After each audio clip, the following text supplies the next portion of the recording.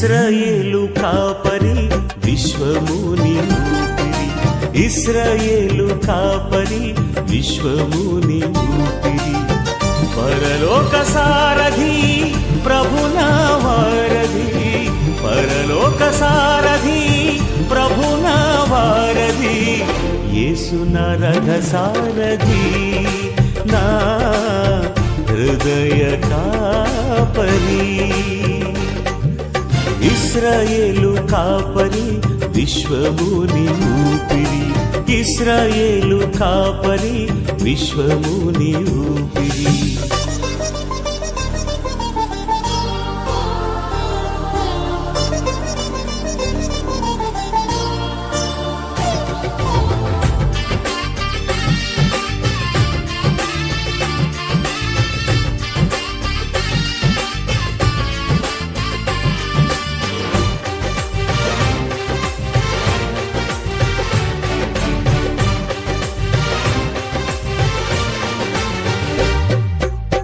బబులోను బానిస బంధాలు తెంచి, బాధలు లేని బ్రతుకునియా.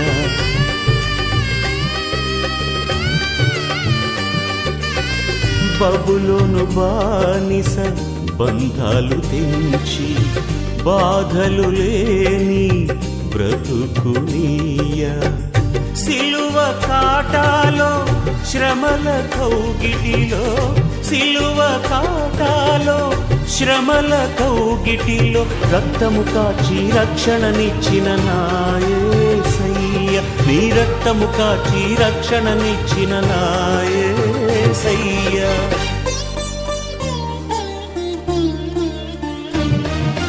ఇశ్రాయేలు కాపరి విశ్వముని ఊపిరి, ఇశ్రాయేలు కాపరి విశ్వముని ఊపిరి.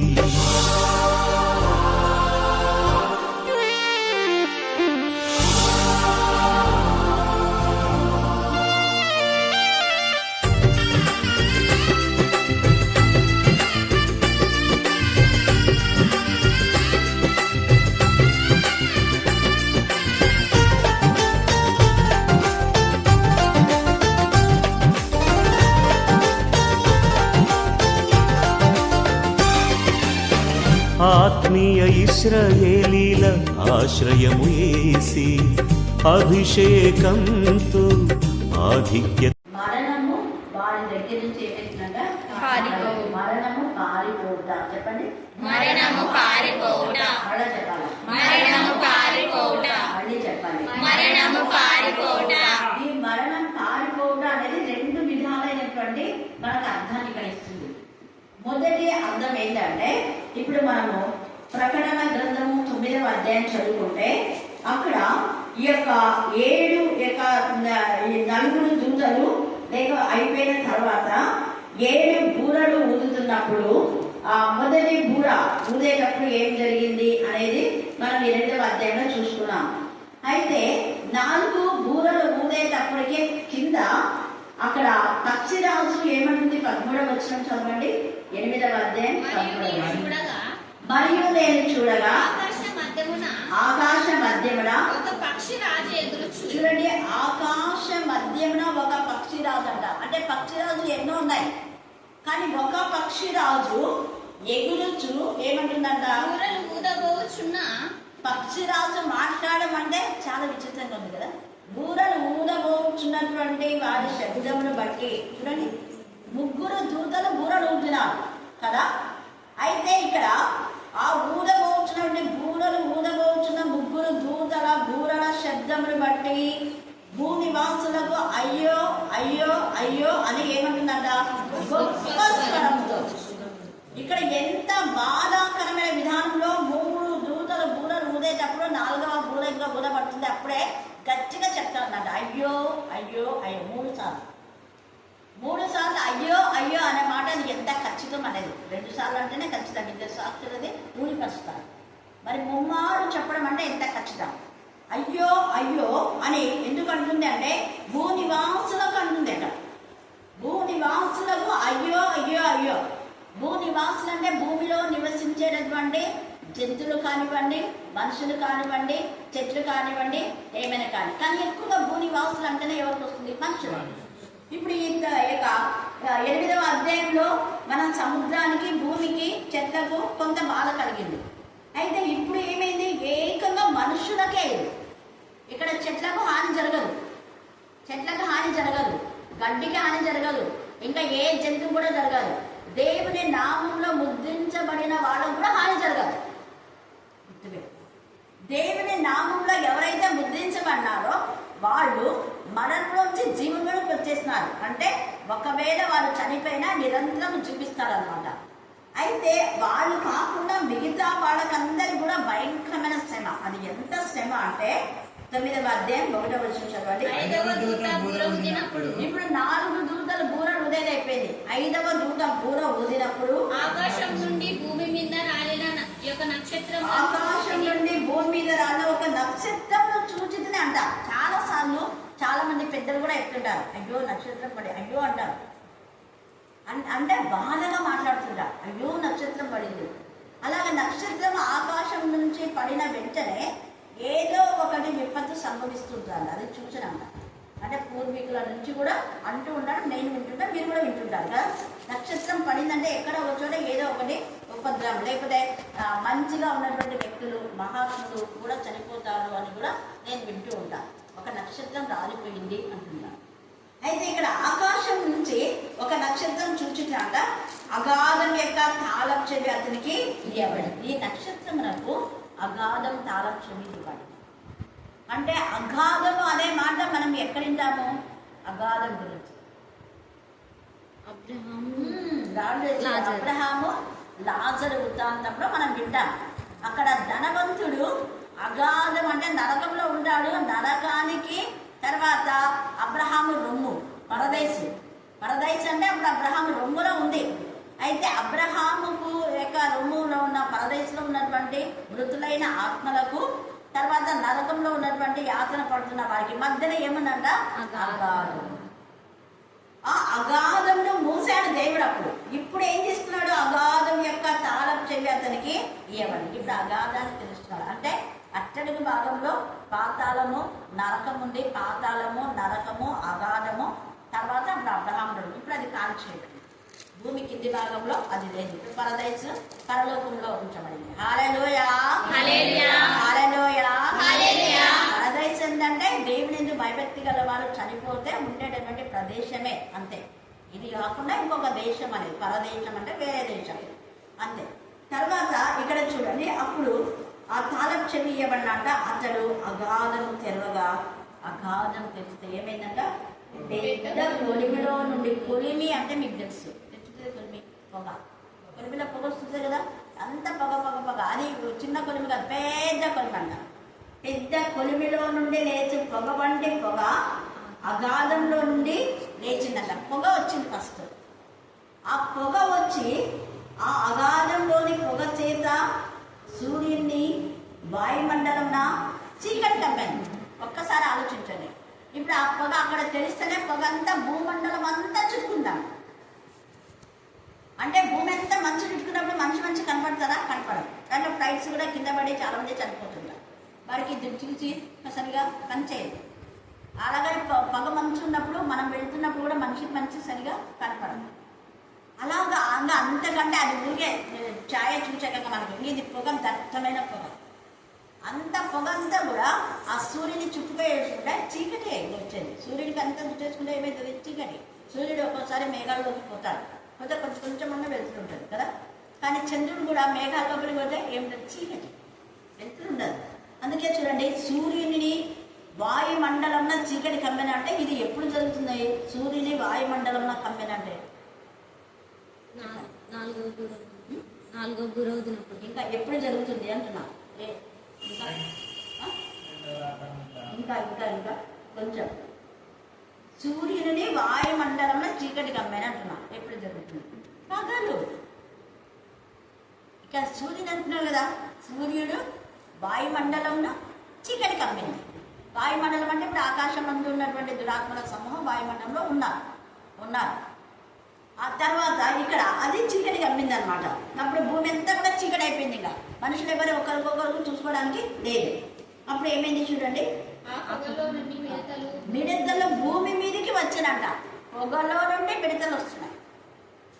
ఆ పొగకు చాలా మటుకు ఏం చేస్తారు, దోమలు తెచ్చుకోవాలని ఈగలు తెచ్చుకోవాలని పొగ పెడతారు. కానీ ఈ మిడతలు పొగలోనే జీవిస్తున్నాయి. ఇవి ప్రత్యేకమైన మిడతలు. యోహాన్ తిన్న మిడతలు కానివి, యోహాన్ కూడా మిడతలు తిన్నాడు, అవి కాదు. ఆ మిడతలు కానివి ప్రత్యేకమైనవి. ఇవి దేవుని ఉగ్రత కోసం ఏర్పాటు చేయబడినటువంటి మిడతలు. దేవుడు కొన్ని ఉగ్రత కోసం ఏర్పాటు చేశాడు. గొంగళి పురుగులు కూడా దేవుడు గొంగళి పురుగులని ఆ మహా సైన్యంని పంపించి దేవుని ఉగ్రత ఎవరెవరు ఉందో వారి పొలాల్లో ఉన్నటువంటి పంటంతా తినివేస్తుంటారు. ఆయన మహాసైన్యం అది. ఇది కూడా ఆయన మహాసైన్యమే. ఇప్పుడు ఈ మిడతలను ఆయన సైన్యమే. ఇది కూడా చూడండి, ఆ యొక్క మిడతలు ఏం చేస్తున్నారు, భూమి మీదకి వచ్చిన భూమిలో ముందు తేళ్లకు బలం ఉన్నట్టు వాడికి బలం ఏమండి. ఈ యొక్క మిడతలకు తేలుకున్న బలం అంట.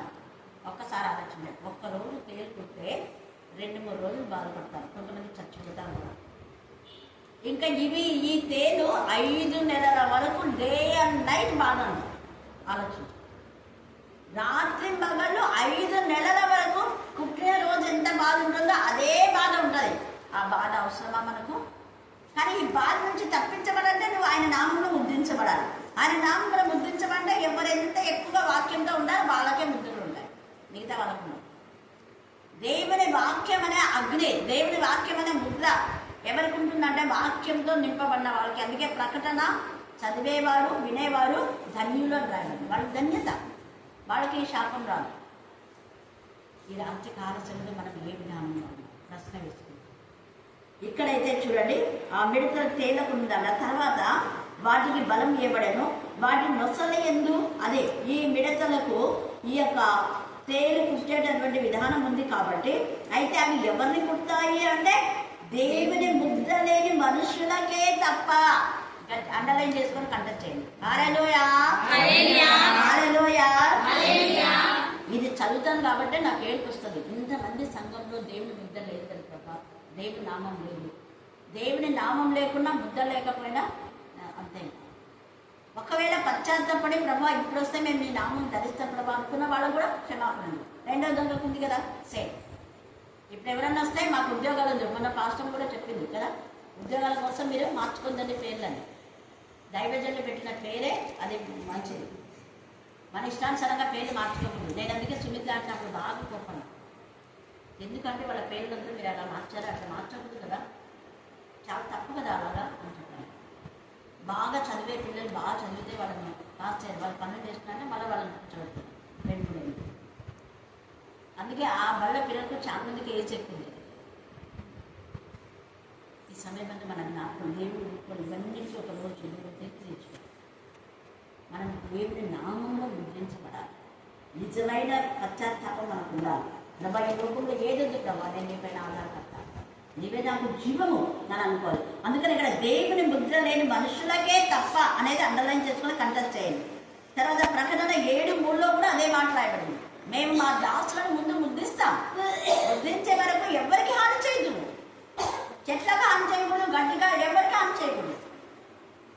చూడండి, మా దేవుని దాసులను నొసల యందు, అందుకనే బొట్టు పెట్టుకోకూడదు అని చెప్పేది. నేను చెప్పేది అదే. ఎందుకు బొట్టు పెట్టుకోకూడదు అని కొందరు క్వశ్చన్ వేస్తారు. బొట్టు అనేది శివుని యొక్క కన్నుని వాళ్ళు పెట్టుకుంటారు, శివుడికి గుర్తుగా వాళ్ళు పెట్టుకుంటారు 3వ కన్నుని. కానీ మనం దేవుని పిల్లలు దేవుని నామం ముద్రించబడతాం. బొట్టు పెట్టుకోవచ్చా? మరి బొట్టు పెట్టుకుంటే నువ్వు ఏమి శివుడు వస్తుందా?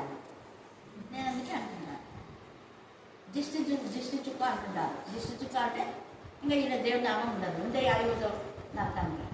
దిష్టి చుక్క పక్క విడవే ఒకటేసారి ఏకంగా దేవుని ముద్ర. చూడండి, భయంకరంగా అంటాం. అందుకని ఇక్కడ దేవుని ముద్ర లేని మనుషులకే తప్ప భూమిపైన గడ్డికైనను మొక్కలకైనాను మరి ఏ వృక్షంలోకైనా హాని చేయకూడదని వాటికి ఆజ్ఞ ఇవ్వబడదు. ఇది చదివి నాకు ఇంకా బాధ అనిపించింది. మనుషులకు శిక్ష వస్తుంది కానీ గడ్డికి శిక్ష రాలేదు, మొక్కలకైనా కూడా. దీన్ని బట్టి మనం నేర్చుకోవాలి దేవుడు మొక్కలను ఎంత ప్రేమించాడు. అందుకనే అక్కడ ఆ చెట్టు దగ్గర ఆ పండును తినొద్దని చెప్పాడు. ఆ పండు తింటే ఆ చెట్టును నరికి పడేయాల్సింది. దీని ద్వారా నా స్వరూపం చొప్పున నా పోలిక చొప్పున చేసినటువంటి మనిషిని ఈ చెట్టే కదా ఇలా పాపం చేపించినది. దేవుడు పెరిగేసినాడా? మనిషినే బయటికి పడవచ్చు. కారణం ఏంటంటే ముందే చెప్పినాను కదా, నేను ఇది మంచి చెడ్డలు తెలివినిచ్చేదని ముందే చెప్పినాను కదా నీకు. చెప్పితే నువ్వేం చేసినావు? తినొద్దు అని చెప్పినావు. కానీ నువ్వేమన్నా అపవాదికి ఏంది ఈ రమ్యమైన పండు ఎంత బాగుంది కదా అంటే, అవును బాగుంది, కానీ దేవుడు దీన్ని ముట్టుకోవద్దని చెప్పినాడా? నేను దేవుడు చెప్పాను ముట్టుకోవద్దని. ఆ ఒక్క అబద్ధం క్యాచ్ చేసుకుంది. దేవుడు చెప్పింది ఏంటి? తింటే చస్తావన్నాడు. కానీ ఈమెం చేసింది? కొంచెం కల్పించింది. ఆ కొంచెం కల్పన 2-3 మాటలే, ఒక్క మాట మన జీవితాన్ని పాడు చేస్తుంది. క్యాచ్ చేసుకునే అపవాదం, ఆ చిన్న అబద్ధం. ఇది నిజమా అంటే అవును నిజమే అంటే సరిపోయా. అవును నిజమే, ఇది నిజమా? వాడు చూడండి అబద్ధాన్ని నిజం చేస్తాడు. మీరు చావరు. చూడండి ఇప్పుడు కూడా అంతే. ఏం కాదు, మీరు ఏమైనా పెట్టుకోవచ్చు, అర్జెంట్ ఉండొచ్చు, ఏం కాదు. వాక్యం చదివి ప్రాణం చేసుకుంటే పరలోకానికి పోతాం. ఎక్కడుంది వాక్యంలో? లేదు కదా. అన్ని జనుల మధ్య ఒప్పుకోవాలి. నీకు నిజంగా విశ్వాసం ఉంటే అన్ని జనుల మధ్య ఏం చేస్తావు? ఒప్పుకోవాలి. ఒప్పుకుంటే ఉద్యోగం పోతుంది. పోయినా పర్వాలేదు అంటేనే నిజమైన విశ్వాసం. హల్లెలూయా, హల్లెలూయా, హల్లెలూయా, హల్లెలూయా, హల్లెలూయా. అది అక్కమ్మక్క కొడుకు అదే చెప్పు. నిజంగా మనం జీవించాలి. ప్రకటన బాగా చదివితే ఆ రోజు వస్తుంది. తేటగా 4వ సంఘం అని కూడా చెప్పింది కదా పవన్. 4వ సంఘంలో రాయబడింది, విగ్రహాలు కల్పించిన దానికి తినకూడదు, మేము తిన్నాం, మా అక్క చెప్పింది. ఇట్లనే చెప్తారు వాళ్ళు. ఎవరన్నా చెప్పని మీకు బాగా చెప్పిందిలే అని అంటుంటారు వాళ్ళు. మా అందరు పాస్టర్లు కూడా వచ్చి తింటుంటారు. వాళ్ళు తింటే వాళ్ళు నిజమైన పాస్టర్ కావాలి. నేను ఇంటాను, నిజమైన పాస్టర్లు అయితే తినరు, దేవుళ్ళకి చేసి తినరు, నిజమైన సేవకులైతే తినరు, నిజమైన విశ్వాసంతో తినరు. వాక్యంలో ఉంది, ఇది విగ్రహం అర్పించడం దేవుళ్ళకి చేసిన అంటే ఎంత మాత్రం మనం వాటిని తినవు. లోక మర్యాద అంటే అదే. వాళ్ళు ఏమనుకుంటారో అని వీళ్ళు పోతున్నారు. వాళ్ళు ఏమనుకుంటారని పోతే ఇప్పుడు ఆ హిందువులది ఇంకొకటి ఇట్లా ఇదే. మేము హిందువులుగా మారినాం కదా, మారి మీ క్రైస్తవుల పండుగలకు వస్తున్నాం కదా, మీ ఇంట్లో మేము తింటున్నాం, మా ఇంట్లో మీరు ఎందుకు తినకూడదు అంటే అవును కదా తిన్నాం. తర్వాత అందరం కలిసి నరకాలి కదా. సైతాన్ని ఎంత క్యాష్ చేస్తుంది. ఒక మనిషిని బాధ పెట్టడం ఉంటుందా అంట. చూడండి, సైతాన్ని ఒక మనిషి బాధ పెట్టుకుందా, నరకంలో బాధపడుతుందా? అదేమంటుంది అప్పుడు? నువ్వు కూడా మా బోటు వాళ్ళు కూడా మా గుర్తున్నప్పుడు నువ్వు కూడా పడ్డావా అంటే నేను నిన్ను కూడా నీకునే కదా అని చెప్పింది. ఆ నుంచి బయటికి రానికుండా లేదు. అందుకనే ఎంత విధిగా చూడండి, అక్కడ తండ్రి అయిన దేవుడు ఈ యొక్క మనుషులకి అంటే దేవుడి నిద్ర ఉన్నటువంటి వాళ్లకు గడ్డికి ఎవరికి హాని కలగకూడదు, మరియు వారిని చంపుటకు అధికారం లేదు. చూడండి, ఈ తేలును చంపేదానికి మన అధికారం లేదంట. యాదవింత బాధ భరించడం, మేము చస్తాం అంటున్నారు వాళ్ళు. చావడానికి అధికారం ఇవ్వకున్నాడు. దేవుడు చావడానికి అధికారం ఇవ్వడు. చావాలన్నా కూడా చావు రాకూడదు వీళ్ళకు. ఎందుకంటే 5 నెలలు బాధ భరించాల్సిందే. చచ్చిపోవాలనుకున్నారు, అప్పుడు చావు రాదు. అందుకని ఇక్కడ మరణం వారి దగ్గర నుంచి పారిపోతుందంట. చూడండి, ఈ యొక్క బాధ 5 నెలల వరకు ఉంటుంది. తేలు మనుషులు కుట్టినప్పుడు బాధ వలె ఉండును. ఆ దినంలో మనుషులు మరణమును వెతుకుతారంట. మిగతా టైంలో బతకాలని వాడి నుంచి వీడి నుంచి వాడిని అక్రమంగా సంపాదించి కోట్లు పెట్టుకున్నారు. ఆ కోట్లు ఆడిపోతాయి.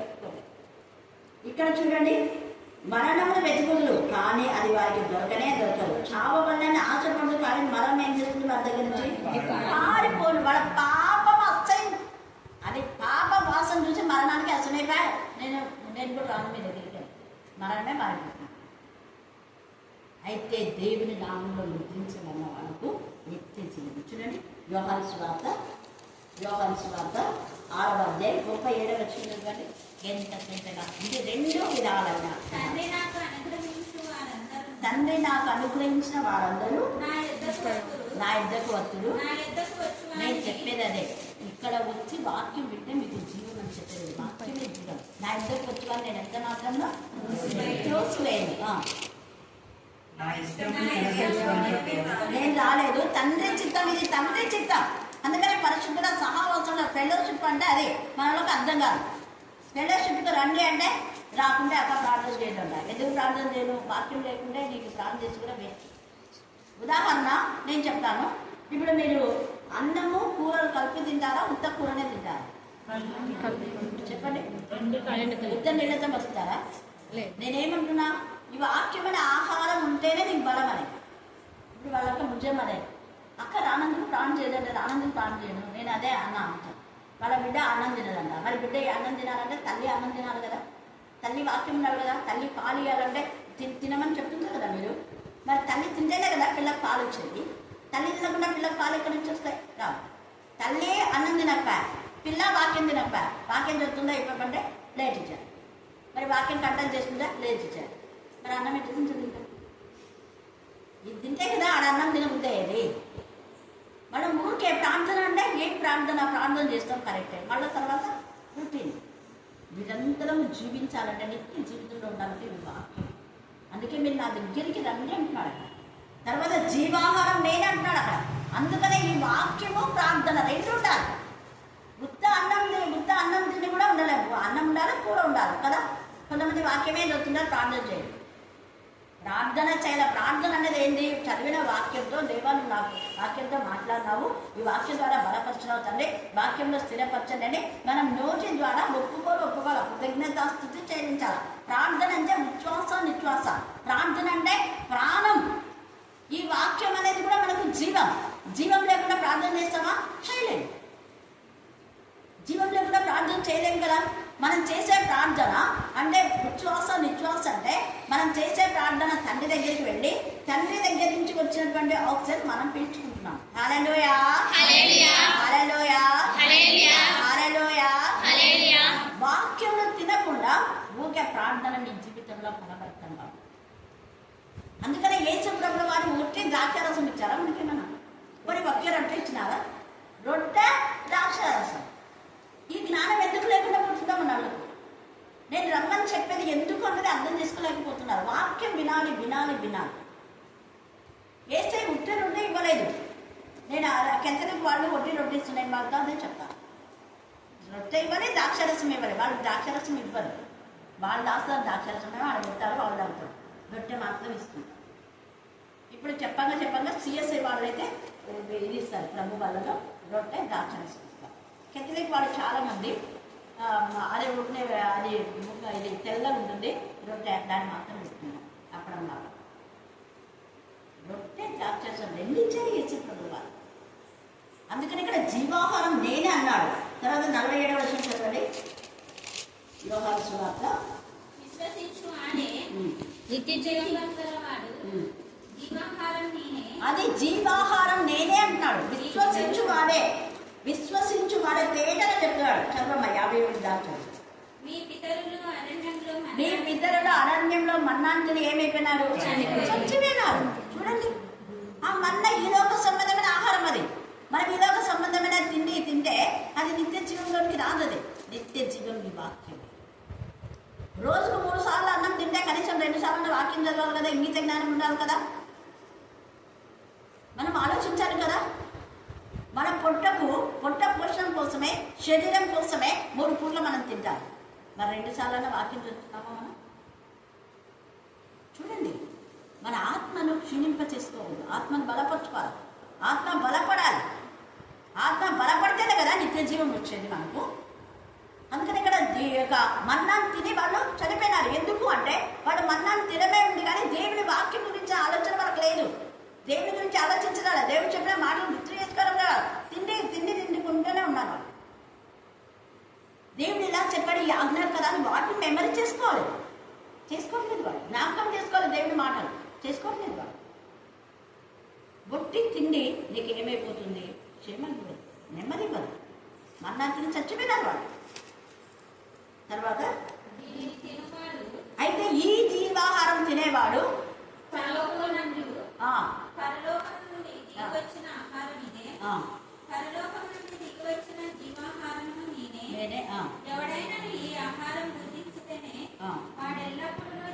ఎల్లప్పుడూ జీవిస్తాడు. ఒకవేళ చనిపోయినా మళ్ళీ జీవిస్తాడు. కానీ ఇక్కడ వీళ్ళు మరణం కోరుతున్నా, వీళ్ళు చచ్చిపోతే మళ్ళీ ఎక్కడుంటారు? 2వ మరణమే. కనుక 21:8 ఉంటారు వీళ్ళు. ఎవరు? బుద్ధి లేని వాడు. యేసే నామంలో ముద్రించబడిన వాళ్ళైతే వాళ్ళు చనిపోయినా నిత్య జీవంలో ఉంటారు. యేసే నామం అనే ముద్ర ఎవరికైతే లేదో వాళ్ళు చచ్చిపోతే నిత్య నరకంలో ఉంటారు. నిత్య జీవమా నిత్య నరకం మన ముందే ఉంచున్నాం. నీకు ఏం కావాలి? శాపమా ఆశీర్వాదమా? చాయిస్ నువ్వే తీసుకో. శాపంలో ఆశీర్వాదం నీ ముందు పెడుతున్నా. నీకేం కావాలో చాయిస్. వెలుగుంది చీకటి ఉంది, ఎటు వెళ్తావో నీ ఇష్టం. అది ఎంత తేటగా దేవుడు మనతో మాట్లాడు. జీవాహారం ఆయనని. అందుకే మనం రొట్టె ద్రాక్షరసం తీసుకున్నామంటే వాక్యం చదవాలి, ప్రార్థన రెండు ఉండాలి. రెండు రెక్కలు ఉంటేనే మనం పైకి ఆధ్యాత్మికంగా బలం. అప్పుడు మనకు అయ్యో అయ్యో అనేది ఉండదు. దేవుడు మనకు రూపంలో ఇప్పుడు ఎడవలో సహాయకరంగా అనే రెక్కల కన్నా మనం దాచుకుంటాం. వాక్యము ప్రార్థన అనే రెక్కల్లో మనం ఉంటాం కాబట్టి మనకు క్షేమస్థితి ఏది మనకు ఎంత మాత్రం హాని జరగదు. ఇది మనం ఎప్పుడు మన మైండ్లో పెట్టుకోవాలి. తర్వాత అక్కడ మనం చూస్తే 51 చదవండి కదా, 56 చదవండి, 55. అది నిజమైన ఆహారంను, నా రక్తం ఇది నిజమైన ఆహారం, ఇది నిజమైన పానం. 56 చదవండి. నా శరీరం తిని నా రక్తం తాగువాడు నా యందు ఆయన ఉంటాడు, వాళ్ళలో నేను ఉంటాను. ఎంత తేటగా ఉంది. నిజంగా దేవుడు మనలో ఉన్నాడు, కరుణాపీఠంలో ఉన్నాడు కాబట్టి అక్కడ ఉన్నప్పుడు దుష్ట శక్తులు దేవుడు లాయపరిచాడు, హాని కలగదు. హల్లెలూయా హల్లెలూయా హల్లెలూయా. అంటే దేవుడు కుడి వైపులో ఉన్నాడు, ఇక్కడ ఉన్నాడు, అక్కడ ఉన్నాడు. అర్థమైందా మీకు? చిన్నారి భయపడింది. వాళ్ళ ఇంట్లో ఒకటే పాములు వస్తున్నాయి. చిన్నారి వాళ్ళ అమ్మాయి కలుస్తుంది. సైతం చూడండి ఎంత శోధించకపోతే దేవుడు చంపి పడేస్తున్నాడు. అక్కడ వచ్చిందా, ఎక్కడ వచ్చిందా? చంపి పడేస్తున్నాడు. ఉదాహరణ చెప్తున్నా నేను.